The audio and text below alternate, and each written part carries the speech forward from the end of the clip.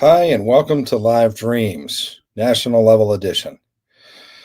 Tonight I have my trusted colleague and friend, Chris. Hey, Chris, how are you? Hey everybody, how's it going? Good deal. Good for you to be here. You got a little bit of military experience, don't you? Yeah, I did 16 years in the army. Wow, Been what'd you there do? and done that. What's that? What did you do in the Army? Well, I was a medical sergeant in the special forces, so Green Beret. Nice. Well, thank you for your service. Yeah, it was Good it to was a have you with pleasure. us. It was good, but at the same time, I haven't missed it a day actually. Wow, I understand. Well, in honor of the 4th of July, tonight we're doing a special themed live dreams. We're calling it National Impact or National Level. Share a dream you've had, particularly something of national level importance. Maybe you had a dream about a politician, the president, the military, terrorist attempts, or even war. People have been having dreams about war, wealth transfer, revival, justice, all kinds of things, but we're looking for things related particularly to America. Um, so we want to hear what God has been speaking to you, particularly about the nation, as well as current and even future events that may have a national level impact. So we're excited for that. By the way, if you don't get on tonight, you can feel free to submit a dream at dreamlifedecoded.com. If you go to dreamlifedecoded.com, you can see submit a dream. You click on that and you can enter a dream, especially if you have a dream of national importance that you feel like myself and my team need to see. So we've done a couple of themed live dreams before. It's always fun. Um, it's always fun to have to be able to do a different theme. We've done like nightmares only on Halloween, and we've done the dreams. We've done dreams about encounters with Jesus on like Christmas and Easter. And so the 4th of July, or the 4th of July week, I should say, we decided it would be good to do dreams about the national level. So, good evening from Bayonne, New Jersey. Hello there. Hello from Colorado. Hey, Mike. Say hi to a few people. Ash West from the UK. It's good to see you. All right. Good afternoon. Good evening. We got people from the UK. We got people from Australia, Colorado. We got Erica's with us. Jesus is resurrecting the education system. Oh, well, look at that. Had a very strong dream about it this morning. Send me the dream about the education system. I'm working with people who are very involved in the education system. So we would love to see that dream. Just had multiple conversations today about the education system and a new model that God is raising up. Hey, Colorado. Hey, from Florida. Hey, from Illinois. It's good to see all of you. All right. Well, let's open up with a word of prayer. Again, if you haven't been on Live Dreams, or if it's been a while since you've been on Live Dreams, the purpose of Live Dreams is to provide a level of dream interpretation. We've been told by others that it's unlike anything that they've seen, just because we tend to go a little bit deeper as fast as we can in 10 minutes or so. But we train extensively in dream interpretation and even a level beyond dream interpretation that we call spiritual intelligence.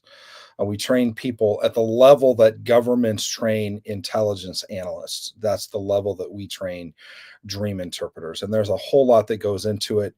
Go to dreamlifedecoded.com and click on resources if you're interested. We have spiritual intelligence mod 1, mod 2. We just recently got our two main courses, our third course as well. The spiritual intelligence module series has just recently been accredited for college credit. So that's exciting. Whole lot going on in the world of spiritual intelligence. But what we want to do is we want to use the Holy Spirit inspired Joseph method that we see Joseph use in Genesis 41, where we simply hear from God through word of knowledge and word of wisdom to interpret a dream, not just the meaning, but all the way to the point of what we call actionable intelligence. Joseph said to Pharaoh, here's what you should do. So people don't just want to know, oh, hey, I had a dream where God was encouraging me. They want to know how it affects their life or what direction I should take or what I should do. And particularly when you're coming on board on a night where we're doing national level or national impact, this could be some intelligence for people in the nation. And we've been able to we have contacts in certain portions of the government that if we need to get a message to people related to something of utmost importance, we've been able to do that. And it's interesting to see how God is using dreams to guide the country as well as personal lives. So share a short dream, should be about 3 lines long. That's about it. That's about all we have time for. So we're going to open up in a word of prayer and get right to dreams. If, by the way, you don't want to be on camera, you can post a dream in the comments. No guarantee we can get to everyone, but we'll try to get to as many as we can tonight. So, Father God, we thank you for the opportunity to hear from you in dreams. We know that all dreams come from you, God, and that dreams are the love language of God to his kids. And so we ask God for favor and grace tonight. God, that we would clear our minds and clear our thoughts and unload our hearts, Lord, from the cares and the things of the day, Lord, and be in a position where we can hear clearly from you. God, our desire is to hear clearly from you. And so as we share dreams tonight, that you would even speak to those that are in the listening audience, that they would hear what the symbols mean and what this means, and they could put it in the comments. And they could see how so many other people hear all at the same time. And we get the confirmation on the basis of 2 or 3 witnesses, matters are firmly decided. Thank you for all that you're doing tonight. Thank you for your grace and favor amongst us. We ask and we pray in Jesus' name. Amen. Amen. All right. Let's start with Matthew. Hey, Matthew. Hello. How are Happy you? 4th of July. Thank you. You too. Thank you. It's warm. Where you at? In Nebraska yet. Okay. But, Tell us your dream, it's sir. about 90 degrees over here. Yeah. Okay. Wow. This isn't one of a national one, but it's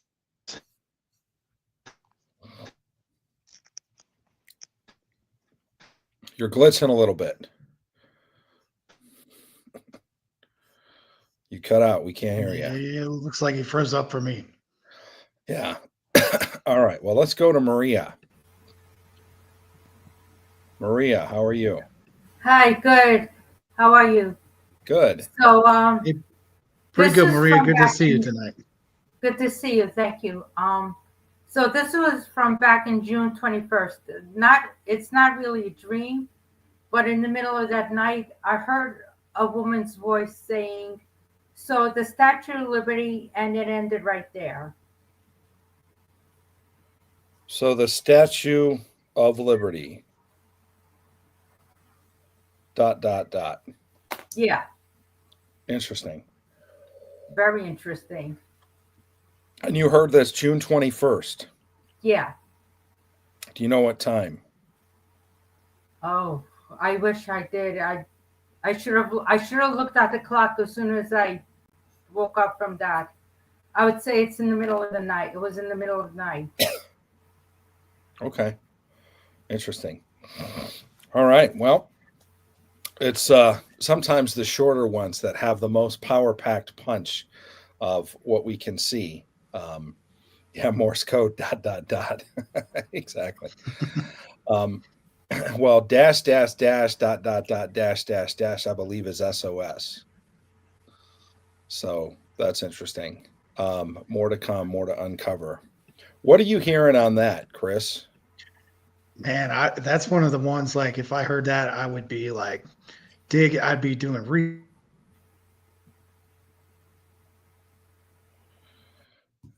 Can you hear me, Chris? research on the Statue of Liberty. I might be coming up with it. Yeah. Well, I love what Erica said here, that it was the summer solstice. It's the longest day of the year, which I think is very, very interesting. And it can mean a lot of different things. But what does it mean in context of the Statue of Liberty? Um, what are the words on the Statue of Liberty? I think she's holding a scroll. Does anybody know the words on the scroll or the saying that is on the Statue of Liberty? Somebody look that up. France gave us the statue. Yeah, I hear France wants to give us a new Statue of Liberty. Trojan horse. 2 Statues of Liberty replicas are in Paris. Somebody's watched National Treasure. Looks like we lost Maria. Seems like our internet is glitching. God give us favor with the technology tonight. Lady Liberty. Yes, I think it's giving you bore, you're tired, you're weary. Yeah. Your huddled masses learning to breathe free. So I think it's interesting. Yeah, it's a welcome sign to immigrants. What's happening right now in the nation with today, even President Trump was in Florida for the opening of what they're calling Alligator Alcatraz, which is a containment center for illegal aliens prior to deportation, where they can hold them, I think, for like up to 3 days, and they can get a decision and they can act quickly to move them back to where they need to be. Now, there's a whole lot of emotion around this issue because there's a whole lot of misinformation and disinformation and flat out lies, where they'll take one case of mistaken identity or different things, and they'll say, well, this is happening and that's happening and it's a travesty and blah blah blah. But it's interesting that the people that want to complain about the issue seem to really have alternative agendas. It doesn't seem to me that they're there because they support the cry for freedom in the hearts of the people that are coming over. It seems that they want to bring them over for the purposes of manipulating votes or for the purposes of getting money to their NGO. And there's so many cases in point. In fact, that's why they did away with U.S. aid. Whether people feel that that's a one-sided issue or not, it shouldn't be. It should be that we want our government to run as effectively and efficiently and to do what it's required to do, mandated to do by the Constitution, and made to do. And so immigration is an issue, particularly when we had an administration that was bringing over thousands and thousands and thousands of military-aged people from prisons, from gangs, known terrorists from other places. And they were doing it knowingly and facilitating an immigration invasion into the United States. And so a lot of us, probably all of us, or pretty much all of us, have immigrants in their ancestry. Because unless your family's always been here before the country was America, then we're all a nation of immigrants. But there's a way to come over and there's a way not to come over. And there's people that doesn't mean that we leave the door wide open and let anybody, including people with known nefarious intent and criminal records, come into our country. And so I believe what God is doing is he's in the process of modifying the symbol of the welcome wagon, the symbol of welcoming to the United States. Now, by the way, if you do your research on whose likeness the Statue of Liberty is made in and what other statues are made in the likeness of the Statue of Liberty, what does that look like? You'll find that it may not have the purest intent of, oh, this is just Lady Liberty, this is just this is just that. It actually could be, like somebody else mentioned, a Trojan horse facilitating a spirit of the age that is not a good spirit, but a nefarious spirit, and hosting that in our country. And so, yeah, we don't have a problem with people who want to. Yes, exactly. Just what Erica said. False gods and other things, Diana and different other statues from time immemorial, all the way back to Greek mythology, are represented in the likeness of that statue. And so a lot of people have debated. It's been a long time symbol of America, and that's where people kind of get funny, where they're like, "Well, we have to have it, and this is this, and this is that, and it's part of America to welcome immigrants." Absolutely, I don't think there's anybody out there at all on any side of the issue that's debating the value of immigrants. Immigrants are incredible.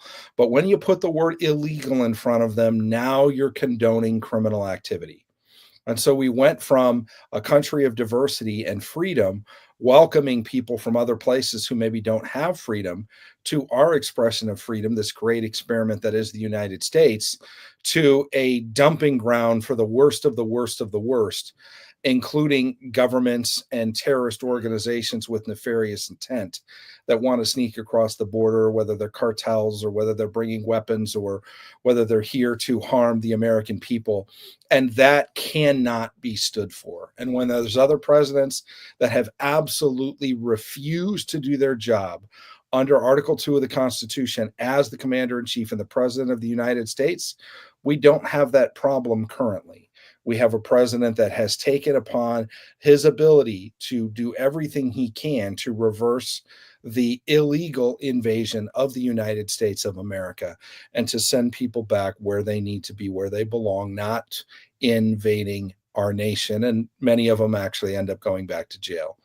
So it's a highly politicized issue because the media wants to show us moms and little kids. And there are some of those that happen, but far and away, if you understand statistically what's happened in the last several years and what's going on in the United States, I think this symbol is a powerful symbol. And that's what it is. Immigration is being used as a symbol. If you don't side with President Trump, then they're saying you're a racist and you're a bigot and you're a white supremacist and you're just a horrible, bad person who hates all of humanity and has no taste for freedom. And it's all just absolute propaganda, flat out lies is what it is. And so what used to be a symbol for proper immigration into the United States has actually become somewhat of a divisive symbol because people say we've lost who we are. We're not America anymore because we've allowed criminals to come into our country illegally. Most other countries don't do that. Yes, there's been multiple dreams and prophecies about it being destroyed, about the Statue of Liberty being destroyed. I want the spirit behind what the Statue of Liberty stands for, and it's not what's written about welcoming immigrants. It's the spirit behind the likeness, absolutely to be destroyed from our shores and in America. But I always want us to be a country that does welcome the poor and the tired and the lonely and the huddled masses, particularly when they come in with respect and honor for the laws of the people of the United States of America. The inscriptions through the Statue of Liberty are not good. I had a dream it was coming under judgment. That's interesting. People have had similar dreams about the Washington Monument, and then it's gotten struck by lightning, and then cracks have developed. And so it's interesting that part of what people have done in past years is they've said, well, let's celebrate the spirit of America. Let's create a monument named after George Washington. But the shape that they put it in and the height and the width and all of this is all nefarious sacred geometry that supports the occultic and the demonic. And so we have to be very, very careful with the symbols that we want to say, well, this always needs to be a symbol of the United States, because America is so much stronger than her symbols and then her architecture and then even her monuments, though there's many monuments that are close to my heart and dear to my heart. Any other thoughts on this, Chris? Yeah, no, when we were going through the chat and they posted the part about, the inscription on there, give me you're tired, you're weak, you're hungry. Like that was giving me the chills like nothing else. So that would be, cluing me in. Yeah, definitely related to immigration. And, it really, it's one of those things to pray into and dig deeper, look for God to reveal more to you about it. And quite frankly, for everybody that's hearing this, we should be paying attention to that. So if God's saying something to one person, on the national level, that's one thing about the national level dreams. They're pertinent to all of us. Yes. And what a beautiful dream, by the way, for Maria to come and share. It looks like I got something from her. Hey, sorry for the blowout on my computer. She got the interpretation. No, so she heard what we were saying. But this is a conversation starter. This is an invitation to go and research and do more, particularly for her. But if you're hearing this, it's also for you. So I would say if it resonates with you and you want to know more about what God is saying about the Statue of Liberty, begin to study the Statue of Liberty and find out. All right, 4:25:25. I woke up at 1:59 a.m. I saw a round, long, white missile or rocket, a pencil point tip, but no rocket launcher, standing by itself 250 feet tall. Interesting. What I hear immediately as I read this is no weapon formed against us shall in any way prosper. So you can have the biggest rocket in the world. If you can't launch it, it doesn't do anybody any good. And so it looks like we lost Chris for a minute. Pray for the technical side of what we're doing tonight, because it seems like, I don't know if there's storms where people are, but we've had a couple people kicked off already. So I like this stream because the dream is about a weapon that's been formed that can't prosper. It's a weapon that can't be launched. It doesn't have a launcher, and therefore it can't be sent to do destruction. So I think it's pretty interesting that, again, and this sounds like another conversation starter. 250, we're almost to 250 years. Yes, exactly. The Second Continental Congress was meeting in Philadelphia, Pennsylvania, 250 years ago. And on June 14th, which is President Trump's birthday and also Flag Day, was when they named George Washington unanimously as the Commander-in-Chief of the United States. And so this time right now we're 1 year out from officiating the Declaration of Independence, but there's so much that was going on in the formation of America some 250 years ago. I know we use the date of when the Declaration of Independence was written and signed as being the date of the birth date of our country, but there was so much that was happening 250 years ago right now. Now, what's really interesting, if you've studied at all, the rise and fall of nations is very few nations last beyond 250 years. In fact, I think every empire in the history of the world, on average, lasts about 222 years. And so 250 years is by far the outside of a empire or a nation lasting in the realm, particularly as a superpower in the world. And so what I think is interesting is I believe there's several reasons why the United States, God willing, will continue to exist and continue to enjoy the status that it has. And one is it's the most mission sending nation in the history of the world. Number one. And number two, it's always been a friend of Israel. All the way back to the Abrahamic covenant, we see God promising, I will bless those who bless you and curse those who curse you. Israel would not be a nation today if it was not for the United States. Now, that doesn't mean that every part of Israel and or every part of America is perfect or godly or whatever. There are definitely nefarious forces all throughout history that try to infiltrate anything, especially anything that people see as good or with God's name on it. And so we see a lot happening in the world of politics and in the world of the realms of nations and wars, which is why we have tonight, so God can speak to us in dreams. But I love this dream about a big white missile, 250 feet with no launcher.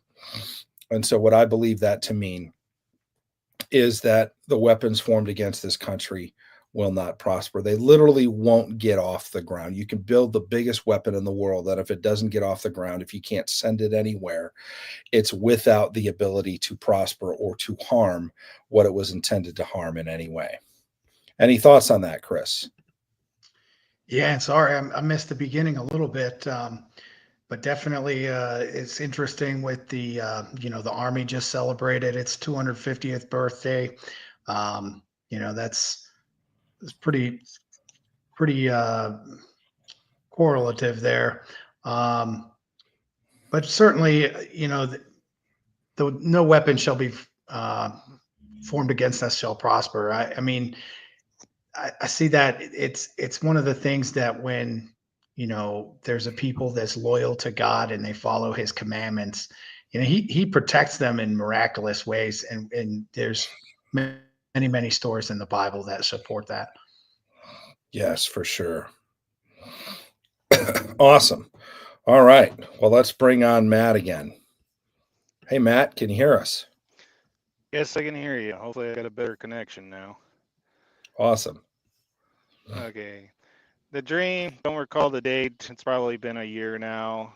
I'm having an overhead view of my hometown, and it's all ablaze. It's got fire at every corner all the way through town. You couldn't even you can make out buildings, but you couldn't. They were all on fire. At least I thought they were all on fire. Then in the dream, I was able to roll back, kind of like the timeline, and be able to zoom in on where the fire started. And it was in a empty lot that I know of, that there's nothing in that area to be able to start a fire that I'm aware of as of now. And then about that time, I was thinking, okay, can I go forward and see what direction the blaze went? Did property that I have in town catch on fire? And then as I was zooming out, I just went back to the beginning of the dream, kind of, and just didn't see any the details of if my property was saved or if it was protected, or that was the end of the dream. Wow. Carrie reminds us this is not your only fire dream. Are you a firefighter? Yep. I thought so. Well, there's something in here definitely about redeeming the time, seeing your hometown, all of it ablaze, seeing a timeline, zooming in, understanding where the fire started, and then you zoomed out again. And what happened when you zoomed out? Well, when I zoomed out, I was trying desperately to see the property that I have in the town, that if it was protected by Jesus, or I pray over my property that it's something I do, but I wanted to see if they were touched by the flames or if they were consumed too, but I wasn't permitted to see that. So I just basically went to the beginning of the dream, like I stated before. So it was kind of back to the beginning. Right. Was it a loop? Did you go through it again, or you just went back to the beginning, one loop? I just went back to the beginning, like, let's watch the show again, but it didn't continue on. Okay. What are you hearing, Chris? Yeah, I think it's very interesting how, you're looking for the cause of it, what started it. You get to the empty lot. There's nothing there. You don't see anything like that even lit on fire. So for me, when I look at that, that seems like it's unpreventable. Going forward, then, you really have to dig into what is the meaning of the fire? What does that represent? It could be destruction, could be, Armageddon coming down in your hometown. I don't know if that's quite the case.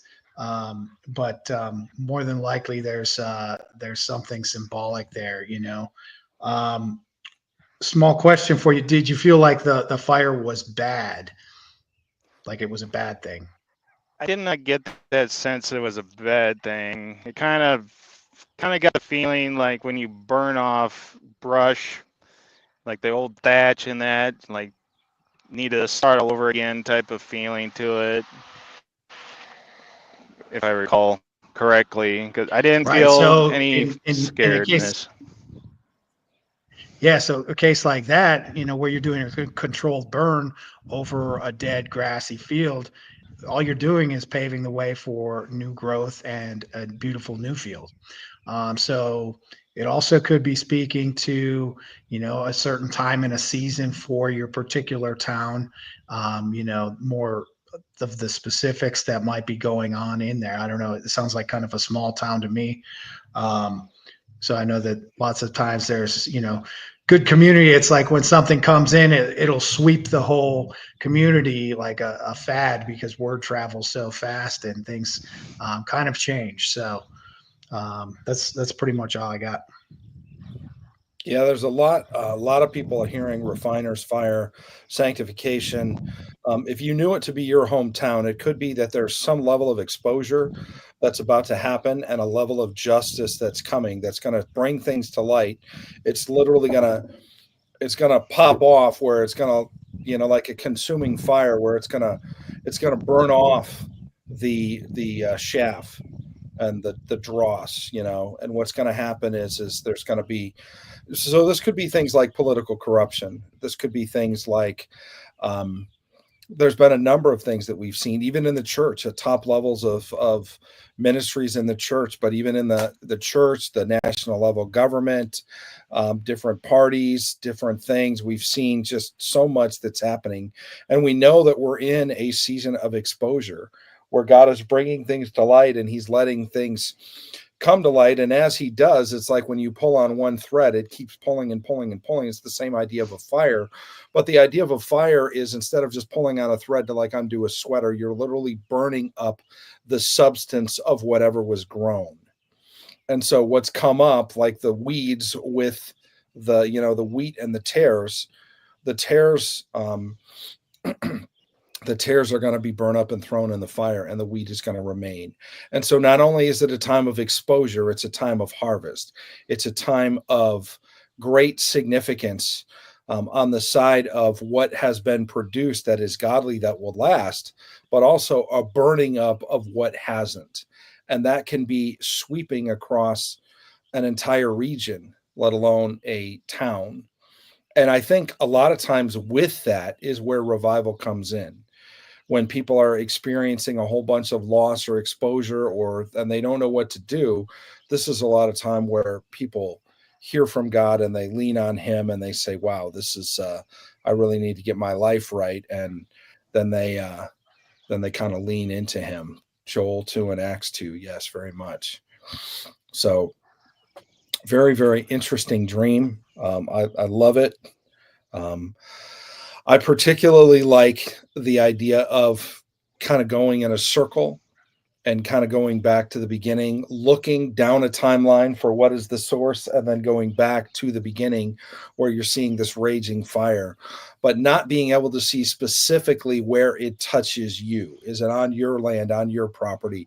There's no real determination of that, but then it just goes back from where you are down to all the way where the fire began and then back to the beginning.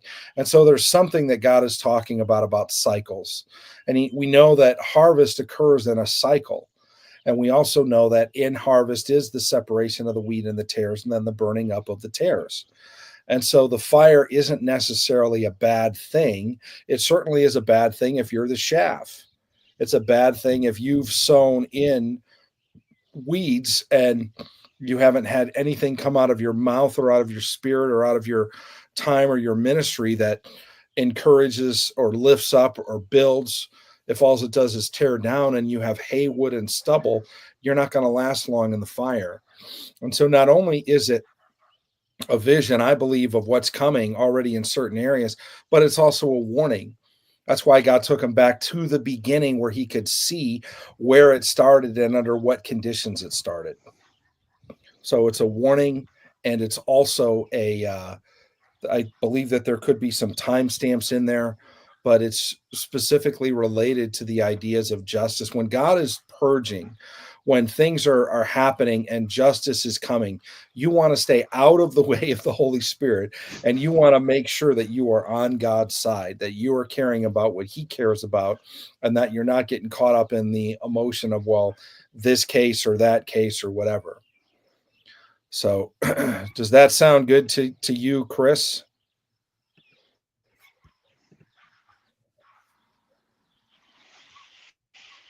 Can you hear me, Chris or Matt? I can hear you. Oh, yeah, it just glitched out for a second. I missed your last part there. That's okay. So, well, thank you for coming on and sharing your dream with us, Matt. That was a really good dream. I like it. Yep, you're welcome. We appreciate it. We always love your fire dreams. You really bring. I love that you're a firefighter and God shows you things. He likes writes things with fire in your dreams, and I think that's very, very significant. The very harm that you protect the world against, God comes as an expression, not necessarily to harm, but to illustrate in your life and in your heart what He is saying. That's a beautiful thing. That's what I think. Yeah, that's awesome. I love how he knows how to speak our languages individually. Yeah. Well, thanks for being with us, Matthew. It's good to see you. You're welcome. Happy 4th. Happy 4th. All right. God is a consuming fire. Yes. Also, either a dream or a closed eye vision shortly after the same day. Okay. Frankie, peace be with you, Matthew. Dream language. Only thine eyes shall behold and see the reward of the wicked. Yes, absolutely. All right. Well, let's bring on Autumn. Autumn, how are you? Good, and you? Good. Tell us your dream. I had a dream on February 19th of this year, and I was driving with my sister, one of my nieces, and my daughter, and we ended up on a warehouse foundation that was one with chemical tank plants. Okay. And I somehow had my car end up driving on the side of a chemical tank, one of the tall ones, and ended up on the top of one. And is one without the railings on the top. And I stepped out of the car just to make sure it was safe for us to get out. But I was the only one who ended up stepping out, looking around, and that's when I woke up. Wow. So you were on top of a big chemical plant tower. Mm-hmm. One of the tank plants, yeah. One of the tank plants. This is really an interesting dream. I like it because there are several different dynamics we see. The first one, I think that's really easily recognizable, is the idea of height. Being on top of a tower that contains liquid or chemicals. So it's interesting. When we were in the military, if we were in a very precarious place, we could get like hazard duty pay. So if you're in a chemical plant, you're already in danger once. But if you're at the top of the tower in the chemical plant, you're like doubly in danger. And so I think it's really interesting that you drive your car up the side and there's no railings. But you have your sister, your niece, and your daughter. So there's 4 women, multi-generational, at least 2 generations, you and your daughter, and then your sister. And is the niece by the same sister? Yes. Yes. So four women that are in this place, this quite a precarious place on top of this chemical plant, taking a risk. Chemicals are not all bad. They can be used certainly to create things and to purify things, but they can also be used. A lot of times when we think of chemicals, we think of poison. And so we're like, wow, this could be a toxic place, or a place that we don't want to be in, or a place that we could get hurt or burned or whatever. But yes, chemical warfare, poisoning, elevated above the tank. So yeah, it's interesting because God is showing you the top of something. He's showing you the bird's eye view from the top. So people are already picking up, is this a warning about something happening at a chemical plant? Is God speaking to you about no boundaries, about a prophetic something relating to a chemical spill or something that would be very much bad news? And so I think it's interesting because if we focus on the family side, that there were these four women and they were in this car, um, and they end up at this chemical plant, but driving up the side of a tower, which is kind of pretty impossible to do. But it's a dream, so God can use it. And then getting up to the top and being on top and being able to look out and then be at a place where you can even get out of the car and there's no railings and there's no limits, there's no boundaries. I like what Nicole said about a chemical reaction being a catalyst. That's a good question. Do you live in Ohio? No, I live in Colorado. Are there any chemical plants near you that you were reminded of in the dream? With where I used to work at the Safeway Distribution Center, the warehouse, there was one nearby there, and it reminded me of that one. Okay. No need to worry about chemical poisoning. Those that you care about can experience God's healing. Yes. Some have said fertilizer and chemicals being poured into the water sources. Yes, there's been a lot of warnings related to particularly waterborne illness through through water. But again, I feel like there's something in particular that chemicals can do, and some of the things that they can do is they can mimic blood and they can help heal, and there's things that they can do in the healing realm, though not a real big pharmaceuticals kind of a guy. But I like the fact that there were her and her sister and then the two nieces. And so it's two generations twice. So I feel like God is, and because of that, because of the two sisters, two cousins, she's in the car with her daughter and her niece and her sister. We can see this is like a juxtaposition. You can see how one generation, two sisters, are like another generation, two cousins. And so what I feel like God is saying is, because of that language at the very beginning of the dream, it's interesting how God does it. God is giving us part of the keys to what is unfolding.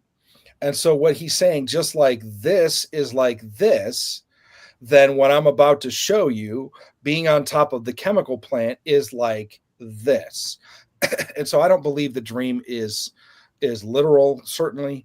I don't believe the dream is necessarily talking about a chemical plant at all.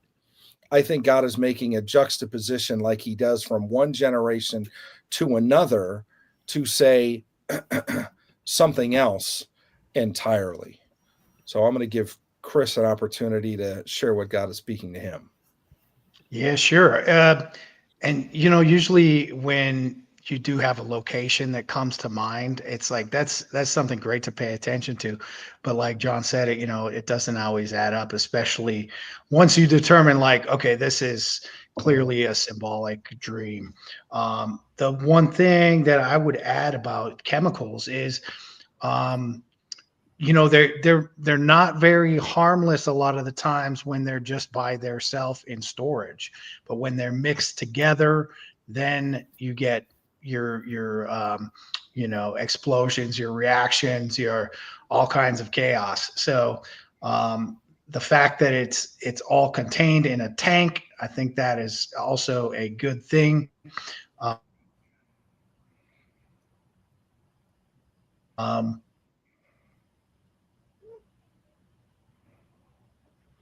You're cutting out, Yeah. Chris. Can you hear us? Yeah. Man, I feel like we really have to. Chris is kind of cutting in and out a little bit. I like what Sherry's saying about generational healing and about what's been prepared for where she's going.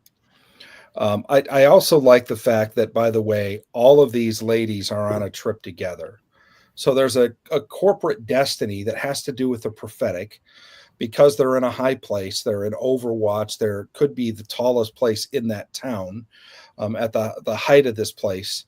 And they're around things that other people could freak out about. Like, people don't want to I don't know a lot of people that hang out at chemical plants, but it's the idea of being in a dangerous place, like picking up deadly snakes and them not harming you, or ingesting poison and not hurting you. It's the promises of God to the ecclesia, the called out ones, those who have been marked and those who are believers. These signs will follow them that believe.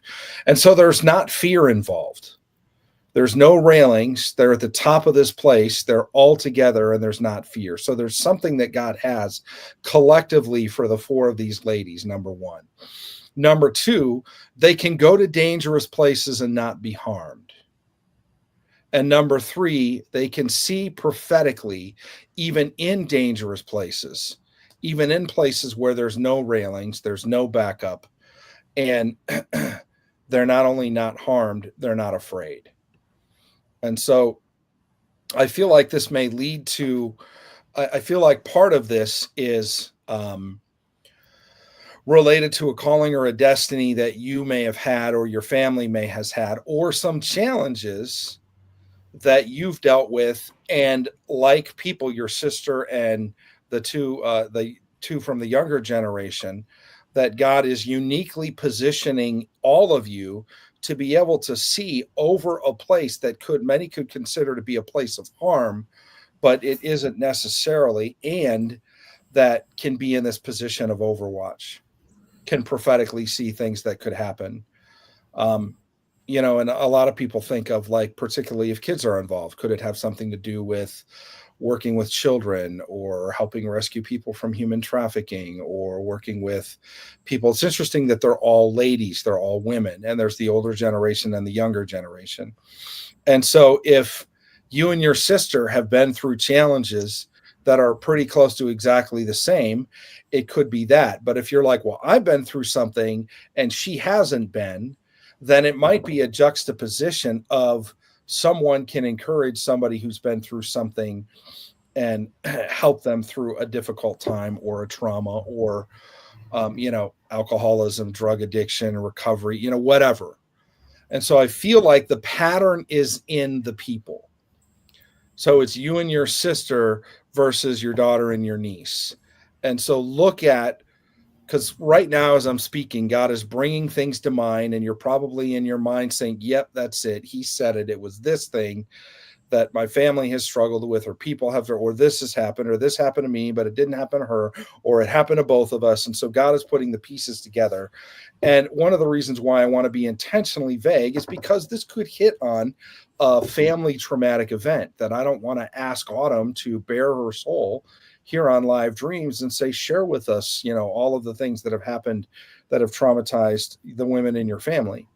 But I want her to be able to get the message. And so a lot of times I'll say, it's not that we don't know. I have a very good idea of what it is, but I don't want to call it out directly. It's interesting. People have sent me emails and said, why don't you just say what it is instead of say, I believe it's this, or I believe it's that. Part of the reason why we do that is out of sensitivity for the people who are sharing dreams.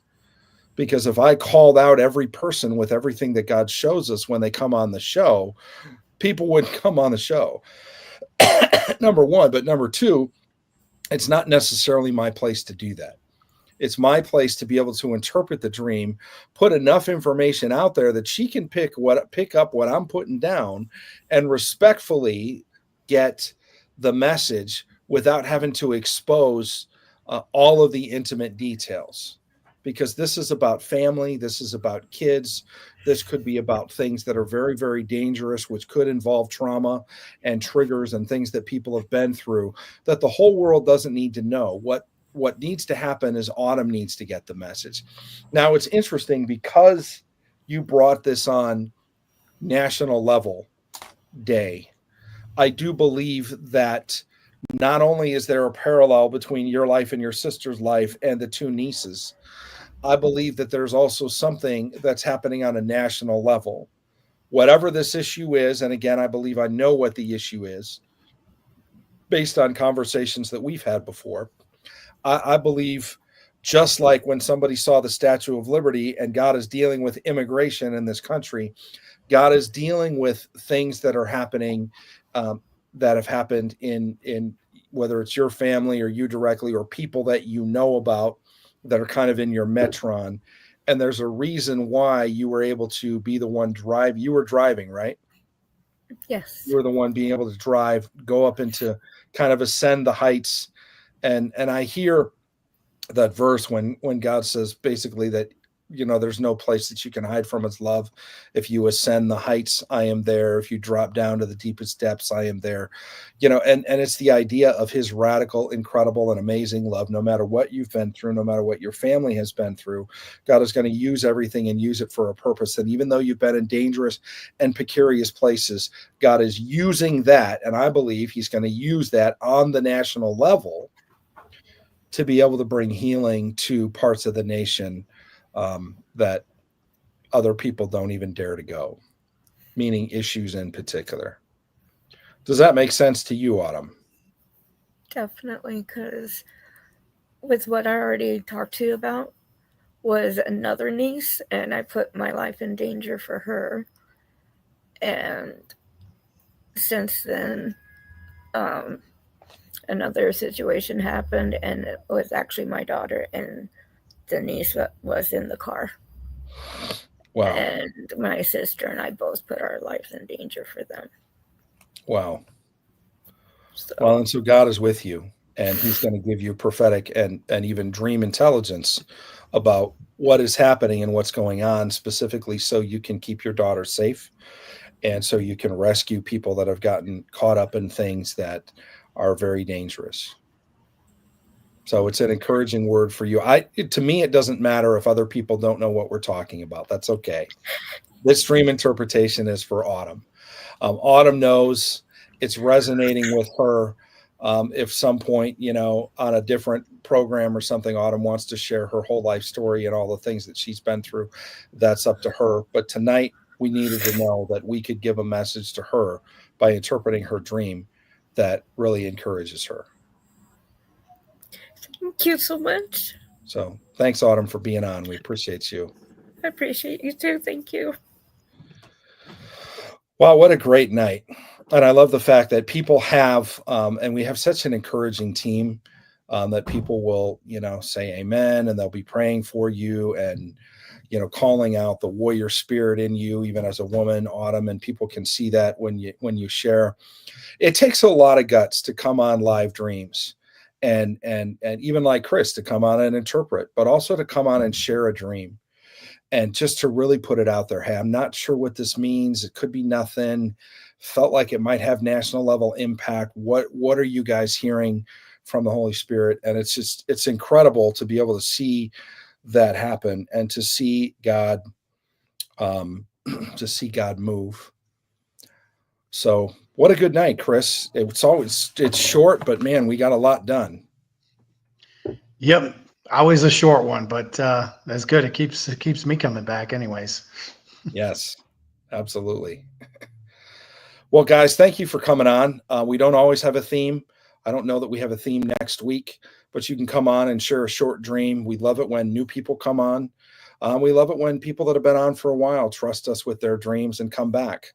But what we want to do is we want people to be able to experience what dream interpretation is like with actionable intelligence, to receive a touch from God. You could visibly see that Autumn was touched. And I think Matt was even touched with the fire dreams and so much intel that God was releasing tonight. You could probably go through and watch the whole thing and you could see themes throughout the entire show. Our show is not scripted. We don't know who's going to come on any given night, and we don't pre-screen.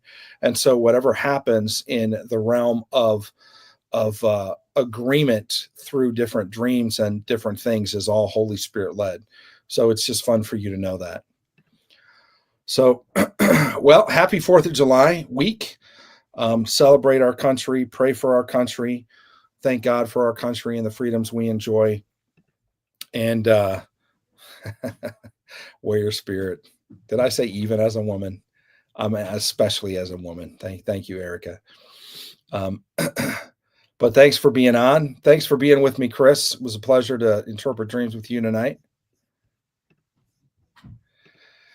And until next time. As always, and thank you, everybody else. That's right. Until next time, keep dreaming.